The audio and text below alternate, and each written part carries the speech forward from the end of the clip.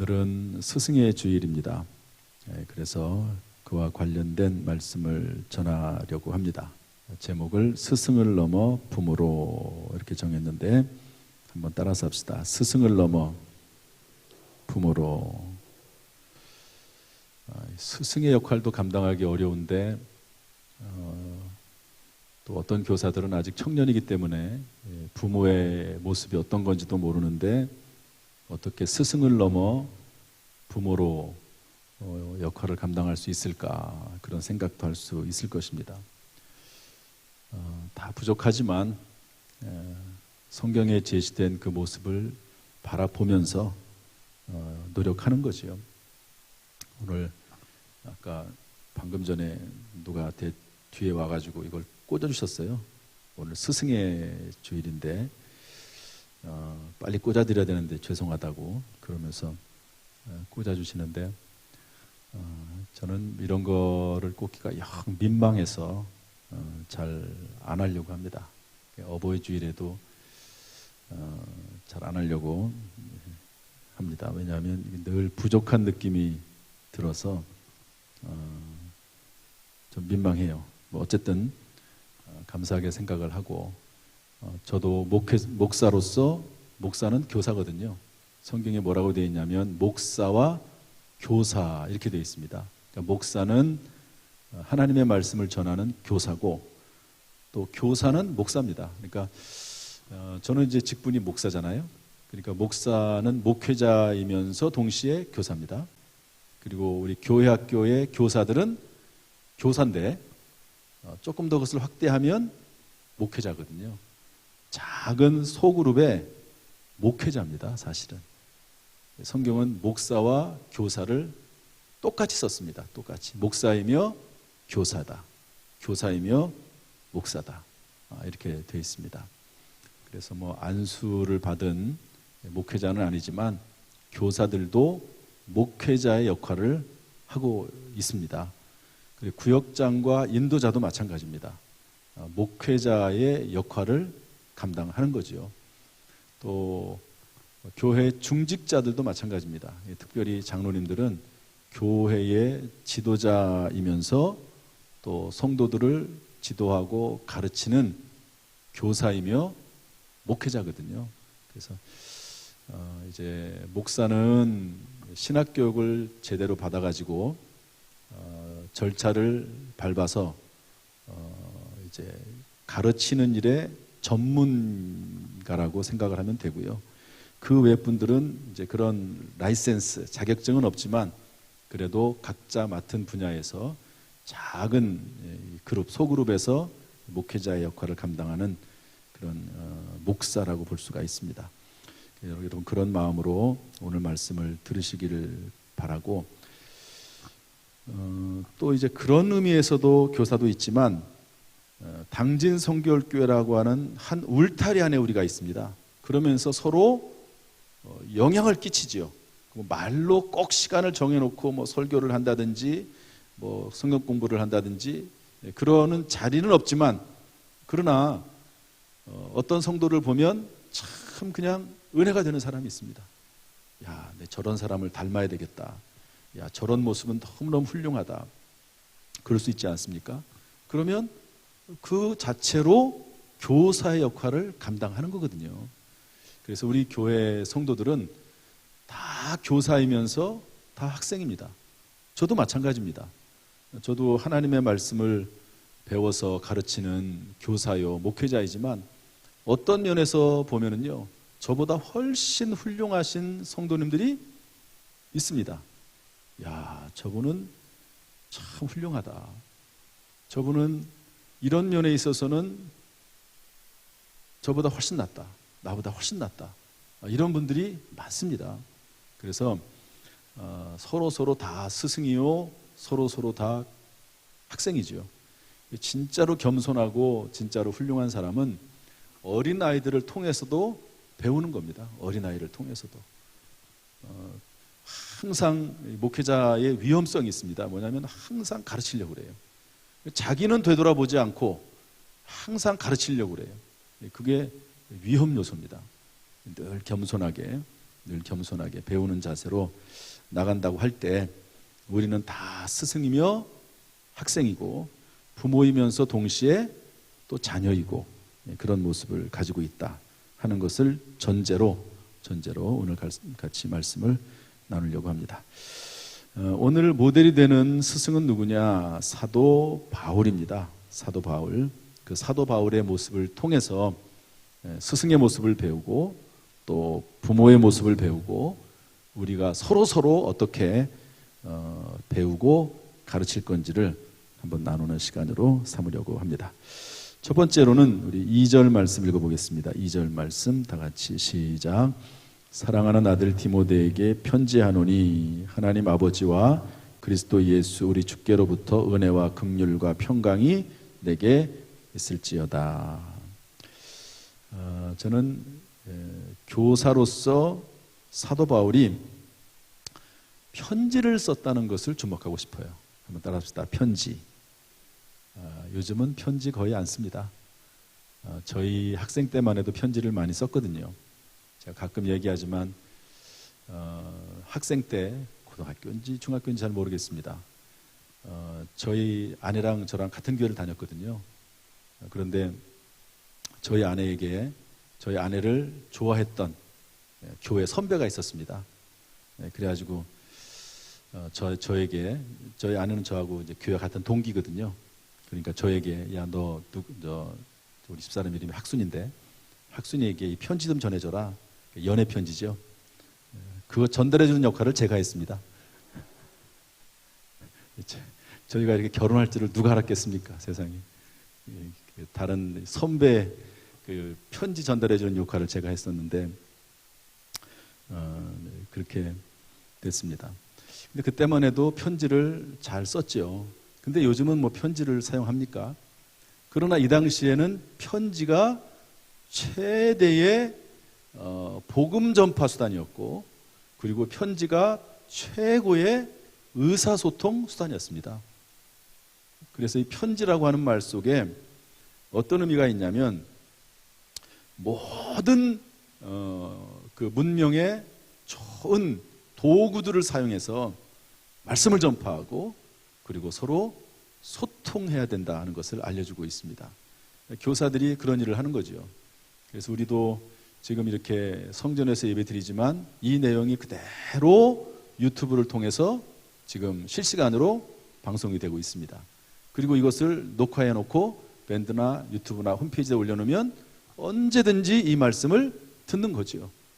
뭐 카톡방이 됐든 이메일이 됐든 밴드가 됐든 전화가 됐든 그런 모든 것들을 다 동원을 해서 가르치고 또 배우는 그런 모습이 필요하다 하는 것을 알 수가 있습니다. 문명의 좋은 것들은요 다 중립입니다. 잘 사용하면 그것이 선이지만 그것을 잘못 사용하면 악이 되는 거죠. 그러므로 여러분 특별히 우리 교사들은 또 우리 모두는 또 구역에서든지 어디서든지 간에 이렇게 모든 문명의 좋은 것들을 사용해서 서로 말씀을 증거하고 거룩한 영향력을 끼치고 소통하고 교제하는 그런 우리 모든 성도들 될 수 있기를 또 교사들 될 수 있기를 주님의 이름으로 축복합니다. 두 번째로는 스승으로서 또 부모로서 사도 바울은 이렇게 했습니다. 2절에 보니까 2절 다시 한번 읽어볼까요? 2절 다 같이 시작. 사랑하는 아들 디모데에게 편지하노니 하나님 아버지와 그리스도 예수 우리 주께로부터 은혜와 긍휼과 평강이 내게 있을지어다. 축복했습니다. 축복. 사도 바울이 사랑하는 아들 디모데에게 친아들이 아닙니다. 영적으로 낳은 아들이거든요. 그래서 축복합니다. 축복. 우리가 할 수 있는 가장 중요한 일이 뭡니까? 교사가 학생들에게 할 수 있는 가장 중요한 일이 뭡니까? 목회자가 성도들에게 할 수 있는 가장 중요한 일이 뭡니까? 그리고 부모가 자녀들을 위해서 할 수 있는 가장 중요한 일이 뭡니까? 구역 내에서 성도와 성도들끼리 할 수 있는 가장 중요한 일이 뭡니까? 그것이 축복하는 겁니다. 축복. 주님의 이름으로 축복하는 거죠. 민수기 6장 27절에 보면 이렇게 되어 있습니다. 제사장들에게 하는 말인데 그들은 이같이 내 이름으로 이스라엘 자손에게 축복할지니 내가 그들에게 복을 주리라.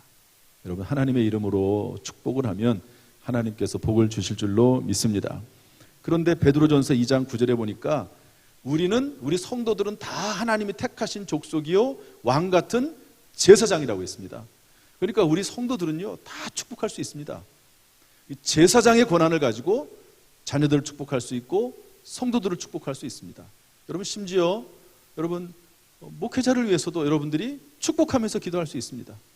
오늘도 장로님들이 꼭 예배 시간에는 담임 목사 또 우리 설교자를 위해서 기도하지 않습니까? 이 축복의 기도를 하는 거죠. 그렇게 서로 축복하는 일을 우리가 할 수 있는 것이죠. 우리 성도들은, 교사들은, 주여종들, 목회자들은 정말 축복하는 일을 해야 됩니다. 남편을 축복하고 또 아내를 축복하고 자녀를 축복하고 부모를 축복하고 학생들을 축복하고, 이런 모습이 교회의 스승의 모습입니다. 교회 스승의 모습. 이런 거룩한 모습이, 복된 모습이 있기를 주님의 이름으로 축복합니다. 세 번째로, 스승으로서 사도 바울은 기도하고 간구했습니다. 우리 3절 말씀 다 같이 읽어보겠습니다. 3절 시작.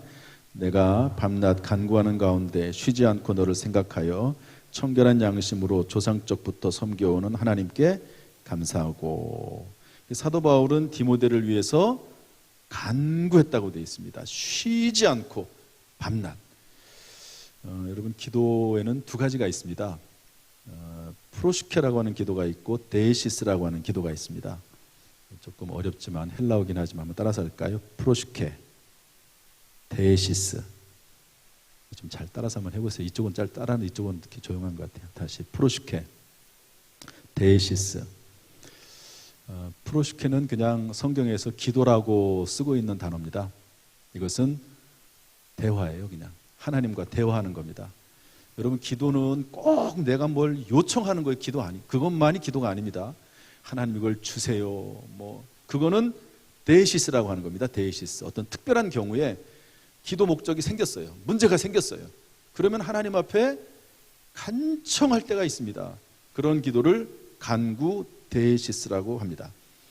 그러나 일반적인 기도는요, 그게 아닙니다. 예수님께서 어떻게 했냐면 습관을 따라 감람산에 가셔서 기도했습니다. 이거는 뭐냐면 매일매일 하는 거예요. 매일매일 하나님과 교제하고 대화를 나누고 질문하고 듣고. 여러분, 하나님께서는 살아계시기 때문에 우리가 질문하면 들으시고 또 대답하시는 하나님이신 줄로 믿습니다. 성령을 내 안에 부어주셔서, 성령이 내 안에 계셔서 생각나게 하시고 깨닫게 하시고 조명해 주신다고, 조명, 빛을 비춰주신다고 했습니다. 그러니까 이런 기도가 정말 우리 평상시에 하는 기도는 항상 이런 기도입니다.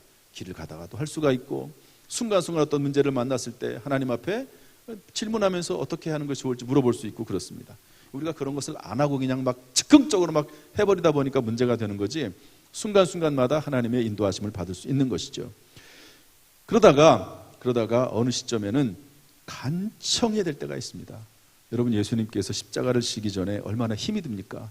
그러니까 겟세마네 동산에 올라가서 기도하죠. 어떻게 기도했습니까?